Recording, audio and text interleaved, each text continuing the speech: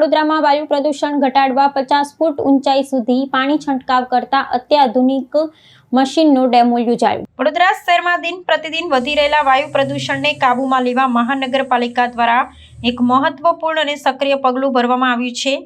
હવામાં તરતા પ્રદૂષિત રજકણોને ડામવા માટે પાલિકા તંત્રએ તાજેતરમાં 50 ફૂટની ઊંચાઈ સુધી પાણીનો છંટકાવ કરી શકતા એક અત્યાધુનિક મશીનનો ડેમો યોજ્યો હતો। આ પ્રયોગનો મુખ્ય ઉદ્દેશ્ય વાતાવરણમાં રહેલી ધૂળને હાઈ પ્રેશર વોટર મિસ્ટ થકી નીચે બેસાડી નાગરિકોને શુદ્ધ હવા પૂરી પાડવાનું છે।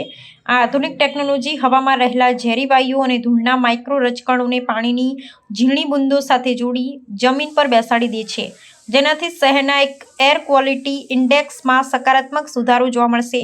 હવાની ગુણવત્તા સુધારવા ઉપરાંત આ મશીન અન્ય સફાઈ કાર્યોમાં પણ બહુ ઉપયોગી નીવડશે। તંત્ર દ્વારા તેનો ઉપયોગ માર્ગો વચ્ચેના ડિવાઈડરની સઘન સફાઈ કરવા અને રસ્તાની બંને તરફના વૃક્ષો પર જામેલી ધૂળને ધોવા માટે પણ કરવામાં આવશે, જેથી શહેરનું સૌંદર્ય જળવાઈ રહે। પાલિકાના સત્તાધીશોના જણાવ્યા અનુસાર જે પ્રાથમિક તબક્કે હાથ ધરવામાં આવેલો આ ડેમો સંપૂર્ણપણે સફળ જણાશે અને અપેક્ષિત પરિણામો મળશે, તો વહીવટી તંત્ર દ્વારા આગામી સમયમાં આવા વધુ 4 નવા મશીનોની ખરીદી કરવામાં આવશે। આ 4 મશીનોને શહેરના 4 ઝોનમાં ફાળવી સઘન સફાઈ અને પ્રદૂષણ નિયંત્રણની કામગીરી સમાંતર ધોરણે હાથ ધરવામાં આવશે।